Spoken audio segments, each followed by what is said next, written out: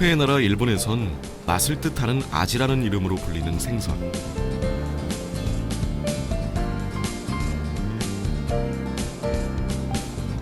참치 뱃살도 울고 갈 정도로 깊은 풍미를 간직한 정갱이는 일본에선 초밥의 재료로 둘째 가라면 서러울 만큼 대중적인 사랑을 받고 있습니다. アジはそうですね、寿司でも食べられて刺身でもフライでもいろんな料理があるのと、とにかく安く手に入るっていうことが理由の一つだと思います。 맛이 뛰어나고 가격이 저렴해 일본에선 국민 생선으로 통하는 전갱이.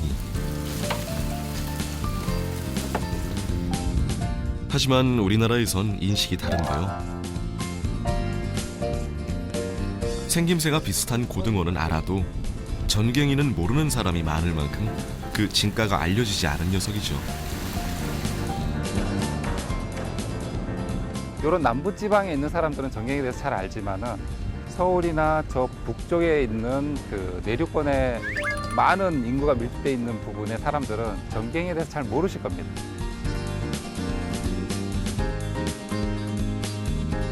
전갱이 연구를 위해 연근해를 누비는 국립수산과학원 김희용 박사와 함께 등푸른 생선계의 숨은 강자 전갱이의 모든 것을 파헤쳐 봅니다.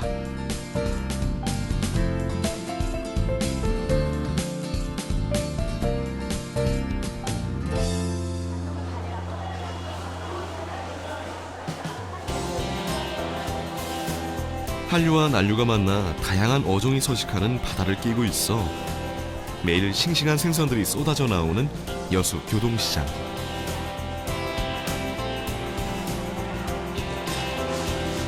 제작진은 여수의 전갱이 사정은 어떤지 직접 확인해 보기로 했습니다.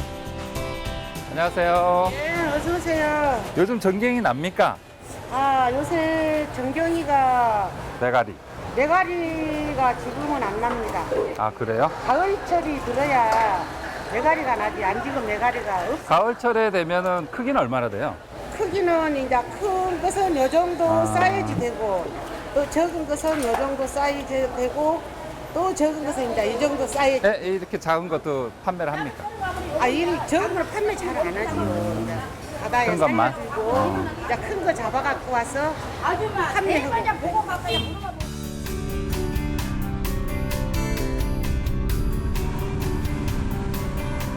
흔히 여름 전갱이라 불릴 만큼 무더위가 기승을 부리는 7월부터 8월까지가 제철이지만 이거 어찌된 일인지 여수 지역에선 전갱이 얼굴 한 번 보기가 쉽지 않은 상황.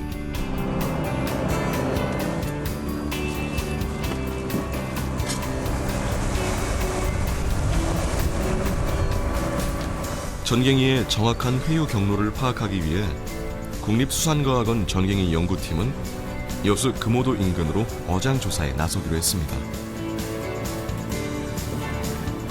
요즘 같은 경우는 봄철부터는 보통 이제 보이는 전갱이가 주로 이제 겨울철이나 초봄에 태어났던 전갱이들이 여수 연안까지 와서 발표는 시기이기 때문에 언제 어느 시기에 어떤 환경에 의해서 이렇게 발표하는 것을 보기 위해서 조사를 하고 있습니다.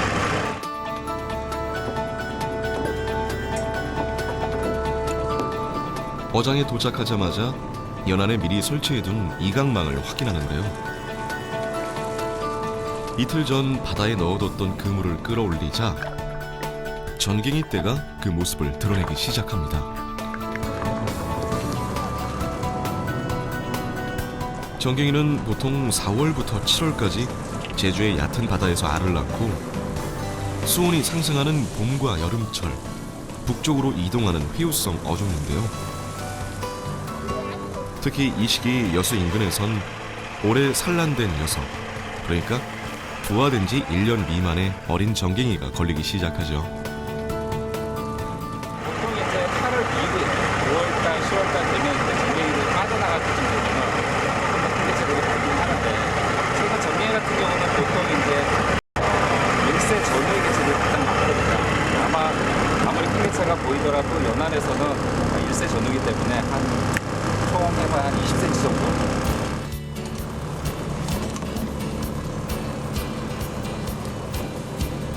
바다에서 녀석들이 올라오면 전갱이 연구팀은 금세 분주해지기 시작합니다. 가장 먼저 해수층별로 수온과 염분을 측정하고 크기와 체중에 따라 전갱이를 구분해 여수 인근의 회유 경로를 파악하는데요.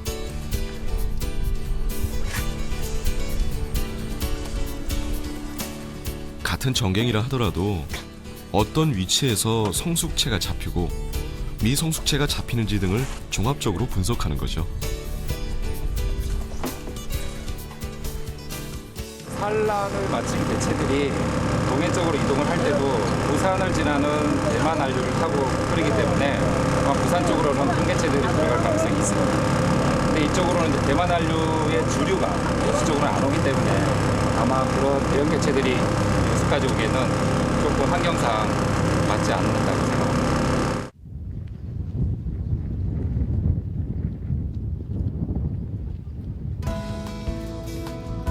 전갱이의 대표적인 산란지로 꼽히는 제주 앞바다에선 봄부터 가을까지 녀석들이 그 모습을 드러냅니다. 제주에서 산란을 마친 어미 전갱이는 먼 바다로 서식처를 옮겨 북상하고 주로 어린 전갱이는 얕은 바다에 머무르며 작은 새우나 갑각류를 먹고 자라는데요. 때문에 제주 앞바다 역시 한눈에 봐도 씨알이 작은 어린 전갱이들이 대부분입니다. 우리는 5월부터 시작해 10월까지 하는데 이제 겨울엔 이제 수온이 차서 이제 고기가 들어오질 않습니다. 가해로. 그래서 주로 이제 수온이 높을 때 이제 들어오는 이제 가로 이제 고기들이 많이 들어오는데 그때 5월에서 한 10월 사이. 제일 많이 잡히는 게 7, 8월.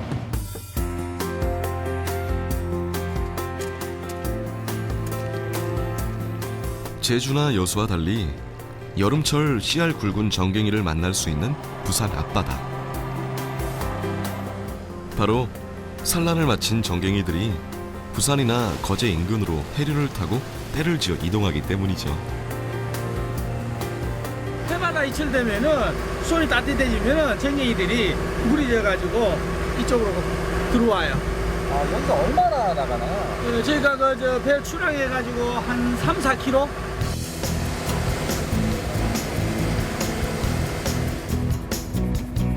주로 상품성이 있는 전갱이는 낚시를 이용해 잡는데요. 그물이나 통발을 올리는 과정에서 생기는 상처를 방지하고 온전한 상태로 잡기 위해서죠.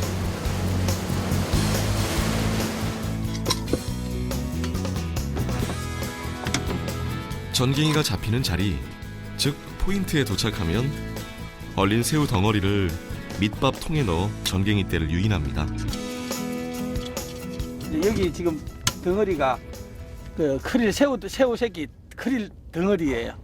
새우 새끼 덩어리 말이에요. 그러면 요게 어느 정도 위치에 고정이 되면은 녹으면서 살 풀려가지고 흘러나가면은 이제 집어를 고기들을 불러 모으는 거예요. 새우 덩어리를 바닷속에 넣어 배 주변으로 전갱이를 모아두고 낚시 바늘에 미끼를 끼워 본격적인 전갱이 사냥에 나섭니다.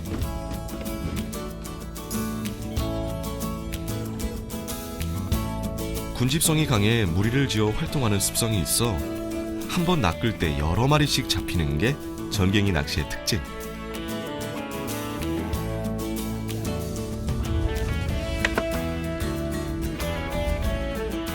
바로 그때 낚싯대를 들이우자마자 마치 기다렸다는 듯 전갱이가 올라옵니다. 집어가 된 것 같으니까 또 계속 올라올 거예요. 뭐 2마리씩 또 올라오고 아직도.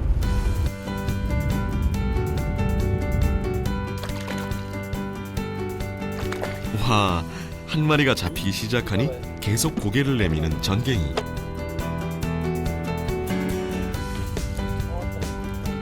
이 시기에 잡히는 전갱이는 최대 40cm를 넘는 녀석도 있지만 평균 20cm 정도.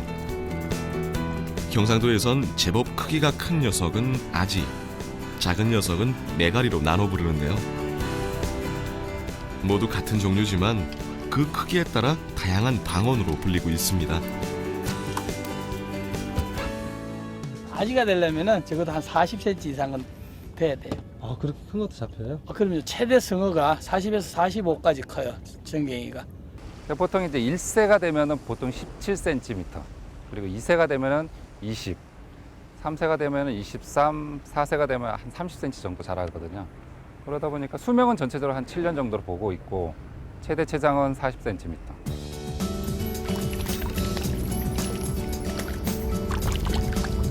소위 꾼이라 불리는 강태공들 사이에선 40cm가 넘는 일명 슈퍼 전갱이는 감성 동과도 안 바꾼다는 말이 있을 정도.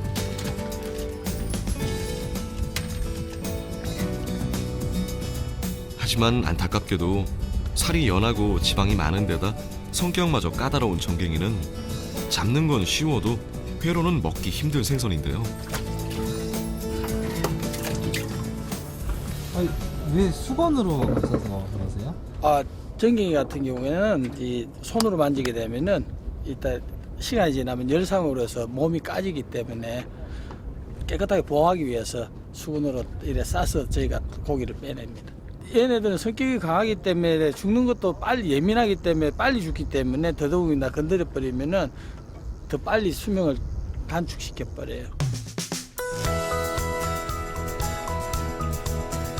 다른 생선에 비해 부패 속도가 빠른 전갱이는 고등어와 마찬가지로 산지가 아니면 회로 즐기기 어려운 녀석인데요.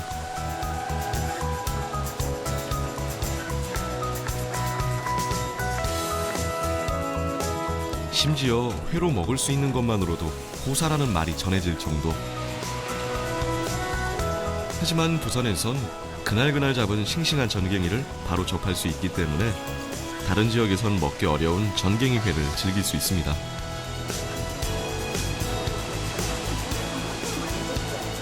사는 상태가 돼야지만이 지금 음식이 가능한 거거든요. 그래서 제가 그거를 갖다 한 10여 년 걸쳐 가지고 저희 집에서는 제가 한 3일 정도는 저희가 살릴 수 있어요.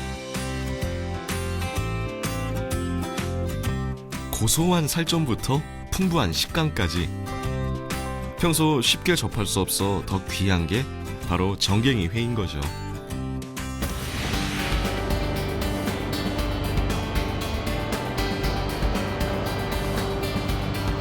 우리나라에서 잡히는 연근해 수산물의 최대 집결지 부산 공동 어시장.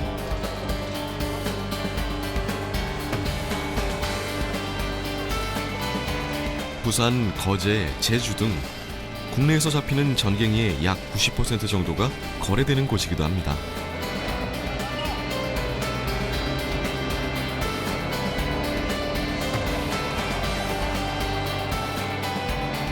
공동 어시장으로 들어온 전갱이는 주로 대형 선망을 이용해 대량으로 어획되고 있는데요. 주로 먼 바다에서 작업하는 배는 매일 오고 가는 운반선을 통해 전갱이를 나르고 위판을 치릅니다. 물론 내가 집에가 잡는 게 내가 탐해가지고 그래 잡는 게 그렇게 이제 집 밤에 집을 해가지고 불러내가지고 그래갖고 이제 그래 잡는 게.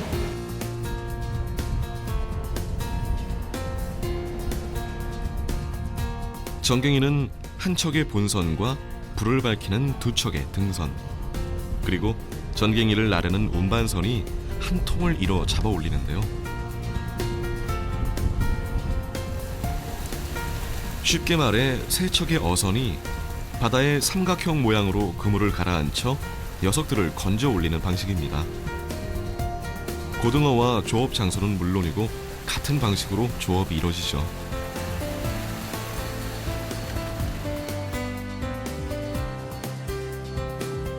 생김새부터 회유 경로까지 같은 농어목에 속하는 고등어와 공통점이 많은 전갱이. 하지만 빛깔이나 비늘 모양을 보면 두 녀석을 쉽게 구분할 수 있습니다. 우선 이제 채색이 틀리고요.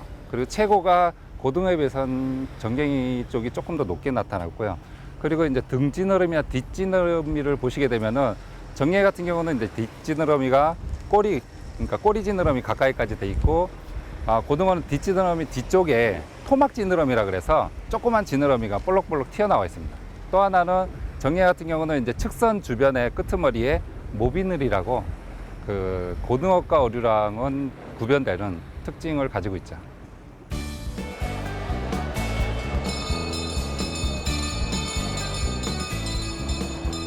본격적인 정갱이철이 시작되면 매일 휴일도 없이 위판이 열리는 부산 공동어시장. 우리나라에선 연평균 약 2만 5천여 톤의 정갱이가 생산되는데요. 이는 고등어나 멸치에 비하면 절반에도 못 미치는 양. 일본의 전갱이 어획량과 비교해도 약 6배 정도 적은 수준이죠. 그렇게 많이 잡히는 편은 아니죠. 대체로 이제 우리나라 같은 경우는 멸치나 고등어의 어획량이 상당히 많다 보니까 상대적으로는 적은데 어종면으로 따지면은 그래도 상위 클래스에 들어가는 어획량이라고 볼 수 있습니다.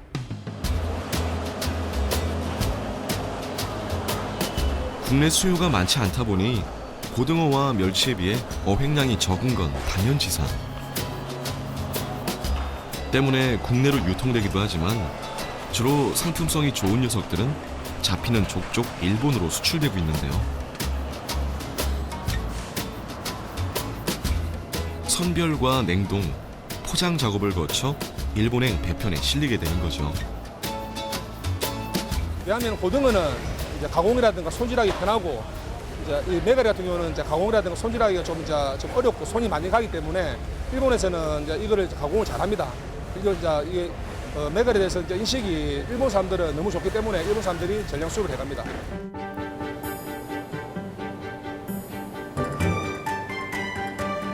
예부터 전갱이 사랑이 남다른 일본에선 전갱이를 말려서 가공하거나 숙성시켜 다양하게 활용하고 있는데요.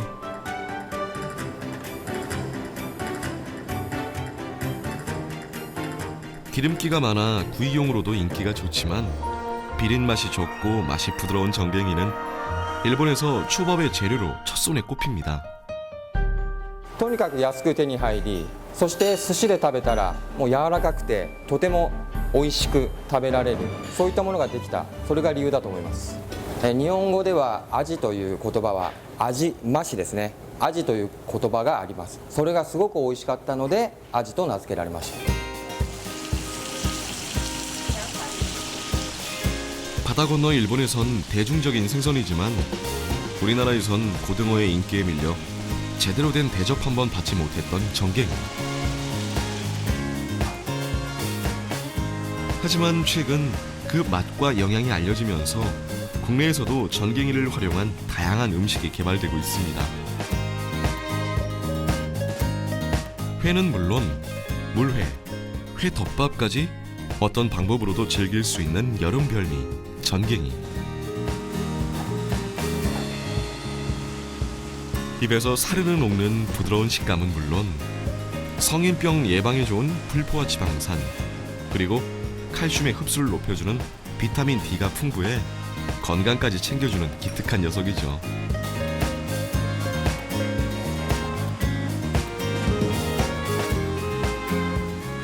여름달철이 지금 제철이라서 지금 아니면 또 싱싱한 전갱이를 먹기 힘들기 때문에 지금 많이 찾아와서 드시고 아주 감탄을 하고 가고 있습니다.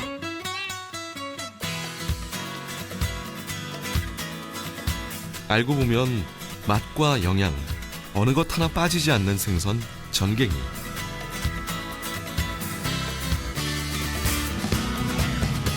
머지않아 국내에서도 전갱이가 소중한 수자원으로 인정받는 날이 오길 기대해 봅니다. 양적으로 보면 아직까지 전갱이는 우리가 현재 잡고 있는 2, 3만 톤 이상 잡을 수 있는 어종이거든요. 약간의 한국인의 기여도의 변화만 있다면은 업 쪽에서도 보다 많은 어획량을 올릴 수 있지 않을까 생각을 하고, 보다 이용할 수 있는 어족 자원이라면은 더 이용할 수 있는 게 좋지 않을까 생각을 하고 있습니다.